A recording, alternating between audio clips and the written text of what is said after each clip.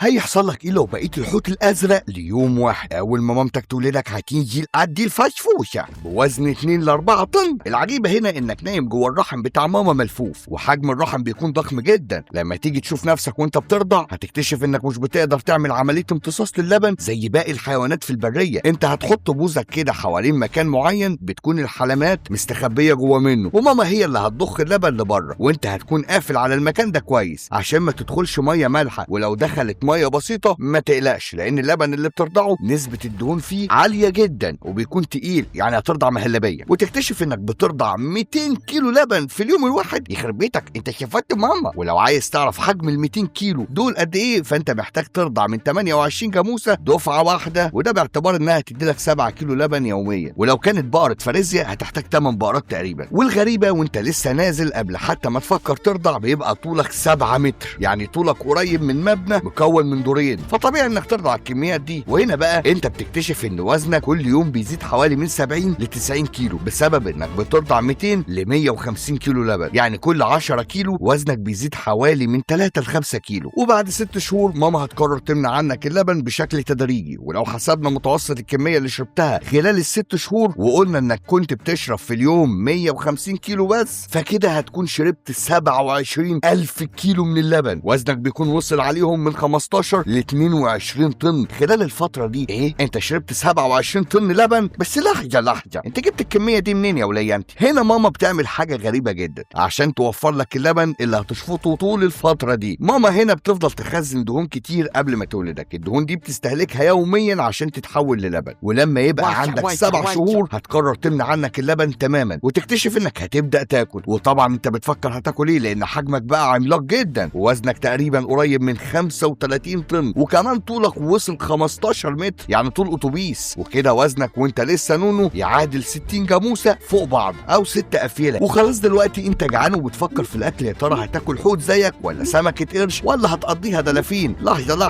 انت مش هتاكل ولا حاجه من دول، انت هتاكل سمكه الكريل، ودي سمكه طولها 6 سم ووزنها 2 جرام. وما تقلقش، انت هتاكل منها كميات رهيبه جدا. وهنا بقى هتاكل كل يوم ما يعادل نص طن تقريبا من الكريل. ولما يبقى عندك 1.5 سنة وتقرر تسيب ماما عشان تكتشف مواهبك الجباره، في خلال ال1.5 سنة دول بتكتشف ان وزنك وصل 70 طن. واشع الدبابه لدوشك. وزنك ده تقريبا بقى يعادل 14 فيل او 140 جاموسه او 170 بقره او 7 اتوبيسات. يخرب بيتك، وكل ده تعتبر لسه نونو. وهنا طولك بيبقى 22 متر، يعني مبنى مكون من 8 ادوار. طبعا هنا انت محتاج قلب عامل زي المفاعل النووي عشان يضخ الدم جوه ال70 طن دول. قلبك هنا بيوزن في الوقت الحالي تقريبا من 80 ل 120 كيلو، وبيدق 8 دقات تحت الضغط. هنا انت بتستغرب وبتبقى قلقان على قلبك بيعمل كده عشان يحافظ على الاكسجين، وفي الدقه الواحده بيدفع حوالي 200 لتر. يخرب بيتك، ده مفاعل نووي مش قلب ده. ولو انت بتغوص هيوصل عدد دقاته لدقتين في الدقيقه. يعني قوه قلبك لو اتحولت بشكل فيزيائي لجسم ميكانيكي بنفس القوه هيقدر يقذف وزن 400 كيلو بشكل عمودي لارتفاع 40 متر تقريبا. المعلومه دي اجتهاد مني مش شيء علمي مثبت. وهنا بتكتشف ان شريان الاورطي قطره 25 سم. انت مركب ماسوره الصرف الصحي كده. اما معدتك هنا شيء تاني خالص. انت بتكتشف ان عندك معده مجهزه انها تستوعب 1 طن في العمر ده من سمك الكريل دفعه واحده. وهنا لانها مش معده زي اي معده، لا دي متقسمه 4 غرف. الاولى حجره التخزين، والثانيه حجره الخلط، الثالثه بقى حجره الهضم، والرابعه حجره الامتصاص، وبعدها يتحول لكاكا. وهنا بقى بتعرف ان الكاكا بتاعتك بتوصل مئات الكيلوجرامات من الكاكا. يخرب بيتك، انت زلطت البحر خالص. هنا بتكتشف بقى ان طول امعائك بتوصل 150 متر، يعني تقريبا اطول من برج بيزا المائل اللي بيوصل 56 متر بحوالي 94 متر، واقصر من برج القاهره ب 37 متر، وكمان قريبه من عرض قناه السويس. مصارينك دي ولا كوبري؟ كل ده باعتبار ان عندك 1.5 سنتين لسه التقيل ما جاش. هنا بتكتشف ان سرعتك بتوصل اقصاها 45 كيلو لمسافه ما تتعداش ال 500 متر، وفي العادي سرعتك بتوصل 15 كيلو. ولما بيبقى عندك 8 سنين هتكتشف مواهب اكتر، زي لما نيجي لبقك. هنا بتكتشف انك بتقدر تستوعب حوالي 90,000 لتر من الميه مره واحده. يخرب بيتك، ودول وزنهم تقريبا حوالي 90,000 كيلو جرام، يعني 90 طن، يعني بحسبانه بسيطه حوالي 450 برميل من الميه، او نفس الكميه اللي بيشيلها حمام السباحه المنزلي. وتكتشف كمان ان لسانك بيوصل 4 طن، وده تقريبا وزن فيل، وكمان يساوي وزن 1600 فرخه. يعني لو هنقسم لسانك فهو هو هيتقسم على 6400 شخص كوجبة واحدة في اليوم. نيجي بقى لعيونك اللي قد التفاحة دي. عينك هنا قطرها 15 سنتي، يا ابني عينك دي ولا بازوك؟ والعين الواحدة بتوزن أقل تقدير 15 كيلو، وأحيانا بتوصل 30 كيلو، يعني عندك عينين وزنهم قد ذئب بالغ. والحقيقة هنا انت مضبش ومش بتشوف بيهم. يلا، وهنا بقى بتكتشف قدرة عظيمة عندك، وهو ان صوتك قوي جدا، اقوى من بعض محركات الطيارات النفاثة. قوته بتوصل 188 ديسبل. يا دي المصيبة، انت مش هتدع سمك البحر كده. والاغرب والاعجب انه بيوصل لالاف الكيلومترات، وكمان تقدر بعض الحيتان تسمعه. بعض التسجيلات وصلت مسافتها 1600 كيلومتر. عشان تفهم مدى قدرة صوتك وبتوصل لفين، فلو صوتك طلع من مصر هيوصل تقريبا بغداد، ولو طلع من اسكندرية هيوصل تركيا. يعني صوتك هيعدي البحر المتوسط مستريح. نهار ابوك اسود. وتكتشف كمان ان عندك رئتين وزنهم 2 طن، يعني وزن رئتيك الاتنين يساوي 5 بقرات تقريبا. ولما بتحب تسحب نفس بيهم عشان تغطس، فحب اقول لك انهم بيشيلوا 15000 لتر من الهواء. انت نفشين كمان وهتخنقنا والله. وهنا تكتشف ان اسنانك مش اسنان اصلا، دي عباره عن صفائح طولها بيوصل لمتر، وعددهم 400 صفيحه تقريبا، وكلهم من ماده الكرياتين. وهم معمولين كده علشان لما تقفل على السمك الكريل وتحاول تخرج الميه، السمك ما يخرجش معاهم. وتكتشف كمان ان جسمك بيحتوي على 8000 لتر من الدم، ودول حوالي 40 برميل مليانين على الاخر. يعني لو جبنا 10 بقرات وحطينا عليهم حصانين وزودنا كمان 20 خروف وحطينا عليهم 20 كلب بلدي جربان، يا دوبك هيكملوا وزن الدم بتاعك، وطولك بقى 25 متر يخرب بيتك. وتكتشف كمان ان قلبك وزنه زاد وبقى تقريبا 450 كيلو جرام عشان يدخل لك 300 لتر دفعه واحده. ولما يبقى عندك 10 سنين بتحس كده انك عاوز تتجوز، فتنقي الدبابه اللي شبهك، ولكن في كام عملاق تاني هيموتوا عليها. وهنا هتقرر تدخلوا عركه، كل واحد فيكم يستعرض قوته للتاني. حاسب هتغرقوا البحر يا بهايم، بس عشان انت رجوله هتكسب العركه. وهنا بقى تفوز بالدبابه الجميله دي، وتبدا تقربوا من بعض عشان تحصل عمليه التزاوج. تخيل انتوا الاتنين تقريبا 400 طن لحمه بتتجوز، وبعد يوم او 2 تاخد معاها صوره سيلفي، وكل واحد فيكم يروح لحاله، وترجع انت تكمل رحله النمو بتاعتك اللي مش عاوزه تخلص. ولما تكمل 30 سنه تكتشف انك وصلت